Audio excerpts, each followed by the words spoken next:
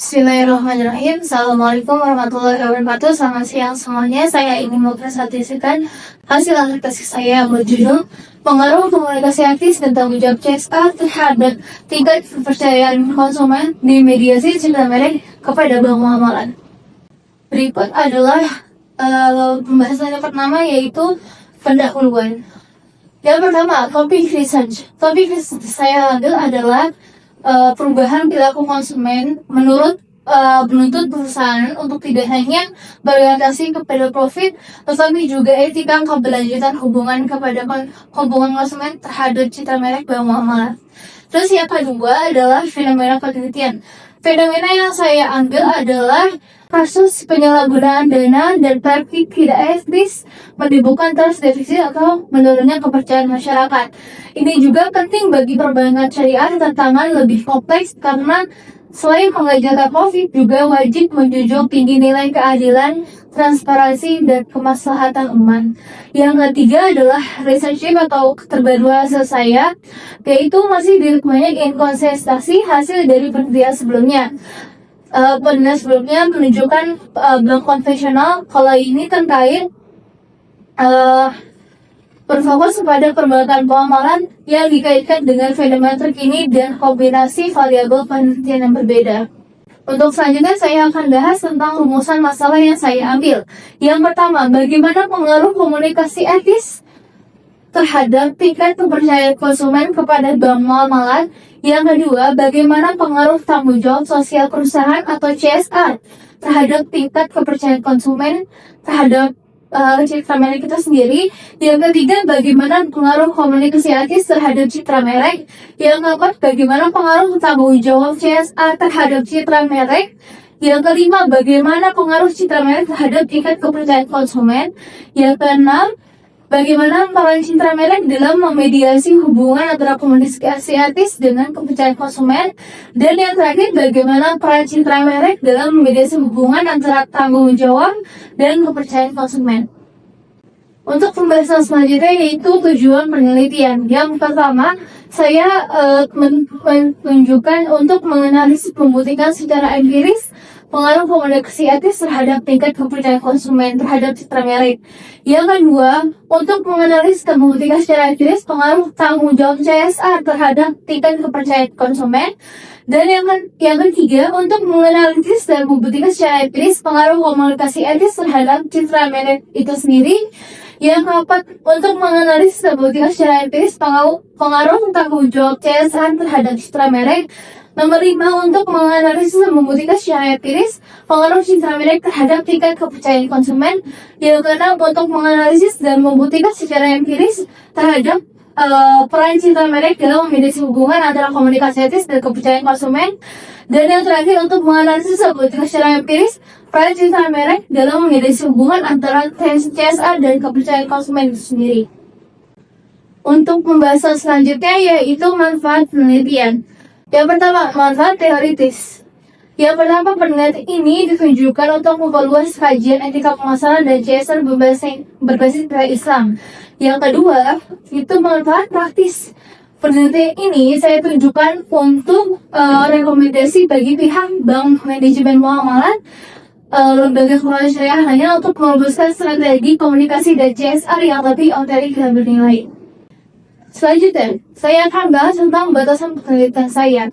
Yang pertama, volume subjek. Saya menerangkan dan membatasi dan ini penelitian ini difokuskan untuk terhadap konsumen, terhadap kinerja dan komunikasi etis dan program bank muamalat yang telah dijalankan. Dan yang kedua, objek penelitian saya itu berfokus kepada Bank Muamalat Indonesia. Nomor 3, batasan waktu. Saya telah mengumpulkan ini dan menganalisis data dilakukan pada semester genap tahun akademik 2025. Yang ketiga, batasan wilayah. Yang saya ambil yaitu berdomisili di Jakarta, Bandung, dan Surabaya. Yang terakhir adalah keterbatasan penelitian. Penelitian ini tidak mengevaluasi dampak langsung strategi komunikasi terhadap kinerja finansial perusahaan dan tidak mengevaluasi pandangan karyawan internal terhadap penerapan komunikasi etis di dalam organisasi. Untuk selanjutnya, saya akan membahas kajian teori. Yang pertama, teori saya ambil yaitu adalah consumer trust, yaitu kepercayaan konsumen terhadap citra merek itu sendiri bank muamalah. Yang kedua, ethical communication atau etika komunikasi yang diterapkan pada CSR berdasarkan nilai-nilai moral dan integritas serta tanggung jawab sosial, serta diarahkan untuk menciptakan hubungan yang adil, transparan, dan saling menghormati antara lembaga dan publik. Yang ketiga, CSR. CSR itu sendiri adalah tanggung jawab perusahaan yang menekankan bahwa perusahaan tidak hanya bertanggung jawab untuk menghasilkan keuntungan atau profit, tetapi juga memiliki tanggung jawab moral dan sosial terhadap masyarakat itu sendiri. Yang dari kelima adalah brand image. Brand image itu adalah citra merek yang dihasilkan oleh CSR yang dimana berlandaskan atas transparansi dan etika dalam moral juga. Untuk selanjutnya, teori komunikasi etis yang saya ambil itu dikembangkan oleh Shannon A. Bowen tahun 2004, yang dimana beliau berpendapat bahwa komunikasi etis sebagai prinsip normatif yang harus melekat dalam setiap aktivitas hubungan publik dan komunikasi korporat, terutama dalam konteks organisasi yang memiliki tanggung jawab sosial tinggi. Nomor 2 yaitu teori sosial corporate social responsibility atau CSR. CSR teori yang saya ambil yaitu adalah Archie B. Harlow tahun 1991 melalui Pyramid of Corporate Social Responsibility atau CSR yang tersusun dari 4 lapisan tanggung jawab perusahaan. Dan yang ketiga itu adalah teori brand image. Teori brand image yang saya ambil yaitu adalah Keller tahun 2007.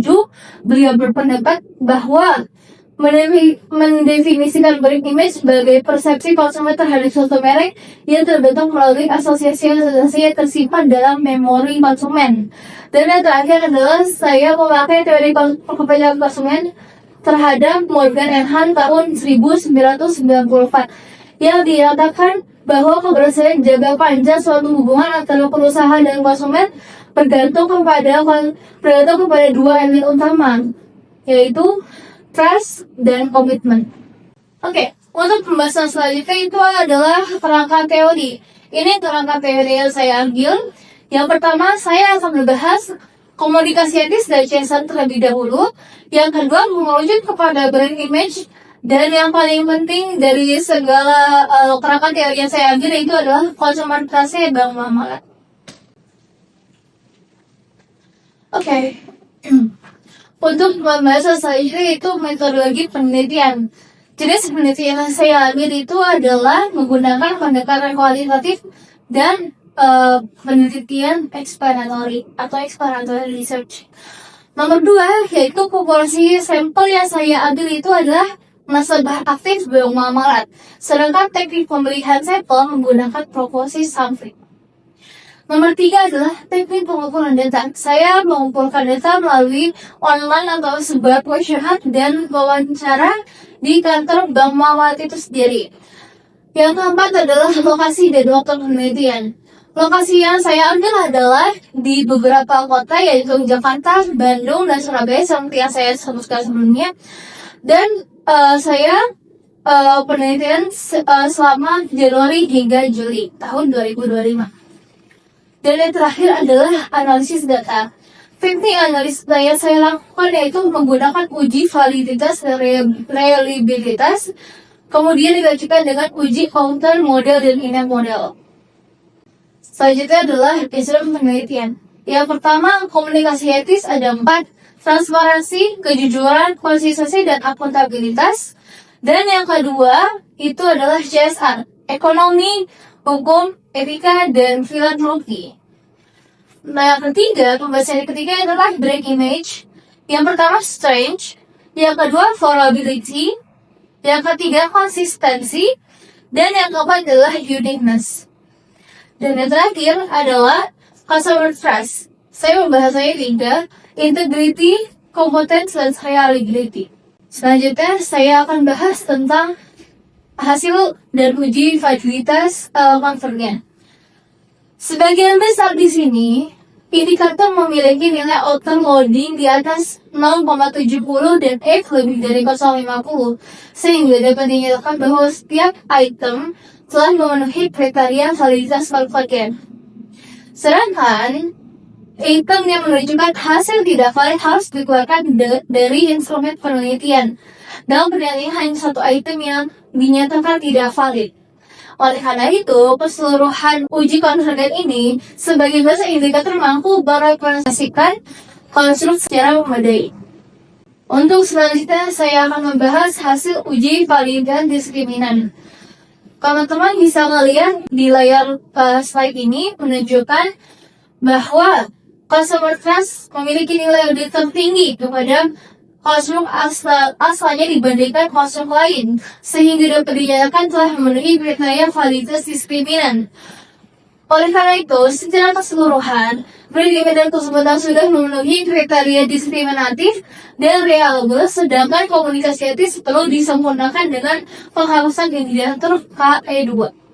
Berikutnya, hasil uji reliabilitas. Hasil uji terakhir menunjukkan Convention Alpha Composite Viability di atas 0,7. Karena itu dinyatakan bahwa keempat variabel memiliki konsistensi internal yang kuat dan layak digunakan dalam analisis model struktural selanjutnya. Berikut pembahasan penelitian saya. Bahwasanya uji validitas konvergen dan reliabilitas menunjukkan citra merek atau brand image kepercayaan konsumen itu sesuai dengan apa yang konsumen utarakan, dan persepsi posisi publik terbentuk ketika nilai-nilai tersebut dikalkulasi menjadi citra merek moral dan spiritual, bukan hanya rasional. Penelitian ini analisis simultan memperlihatkan bahwa komunikasi etis dan CSR bekerja secara sinergis membangun trust kapital jangka panjang melalui konsistensi nilai simbol dari tindakan organisasi itu sendiri. Untuk pembahasan selanjutnya itu adalah implikasi teoritis. Yang pertama, penguatan model CBBE menurut Keller 2007, yaitu brand image bank muamalat itu terbukti berperan sebagai variabel mediasi strategis yang menghubungkan komunikasi etis dan CSR lainnya. Yang kedua, yaitu dukungan terhadap komitmen trust theory menurut Morgan and Hunt. Kepercayaan dalam perbankan syariah bersifat multidimensi, rasional, emosional, dan normatif, serta dibangun melalui kesesuaian nilai antara bank. Dan yang terakhir adalah pengembangan konsep CSR berbasis maqasid al-syariah. CSR diposisikan sebagai manifest tanggung jawab moral dan spiritual berlandaskan prinsip maslahah, adil, dan amanah, bukan sekedar alat rutinitas. Pembahasan selanjutnya yaitu implikasi penelitian. Dilihat dari implikasi teori, yang pertama itu valid untuk model consumer based brand equity, yaitu sesuai dengan apa yang publik bicarakan. Dan yang nomor dua, membuat komitmen trust theory, itu terbukti juga bahwa sistem berbasis syariah bersifat multidimensi, mencakup aspek rasional, emosional, dan normatif. Dan yang ketiga itu adalah pengembangan teori maqasid al-syariah. Kalau ini itu tanggung jawab CSR sebagai tanggung jawab moral dan spiritual yang berakar pada prinsip masalah, adil, dan amanah. Yang kedua itu adalah implikasi praktis, bahwa ada 4 implikasi praktis yang valid sesuai hasil uji validitas konvergen dan reliabilitas. Yang pertama, internalisasi komunikasi etis itu valid, dan yang kedua itu adalah CSR berbasis nilai syariah itu valid. Yang ketiga, penguatan brand image terhadap brand muamalat, sikap merek perlu dikelola sebagai representasi nilai spiritual, sosial, dan etis perusahaan. Dan yang terakhir, manajemen reputasi terpadu itu juga valid dan bisa kesesuaian dengan persepsi publik dan nilai yang diusung bank dan guna memastikan keberlanjutan brand equity. Yang terakhir adalah kesimpulan. Secara keseluruhan saya untuk hasil dengan uji tadi yang saya sebutkan sebelumnya, Komunikasi etis dan CSR sesuai dengan nilai-nilai syariah menjadi strategi efektif dalam membangun moralitas, kredibilitas, dan loyalitas yang berkelanjutan kepercayaan konsumen di perbankan syariah. Yang terakhir adalah saran dari saya, dari penulis, yaitu yang pertama ada saran praktis. Yang pertama, meningkatkan kualitas komunitas ikut organisasi. Yang kedua, optimalisasi program CSR berbasis nilai Islam. Yang ketiga, penguatan brand identity berdasarkan spiritualitas. Yang kedua adalah saran akademis dari saya. Yang pertama, pengembangan model konseptual berbasis Islam. Yang kedua, studi longitudinal dan kualitatif. Yang ketiga, perluasan objek dan lokasi penelitian. Berikut hasil presentasi saya terhadap hasil tesis akhir saya. Semoga bermanfaat dan harap tolong berikan kritik dan saran agar saya bisa memperbaiki lebih bagus lagi. Terima kasih semuanya. Assalamualaikum warahmatullahi wabarakatuh.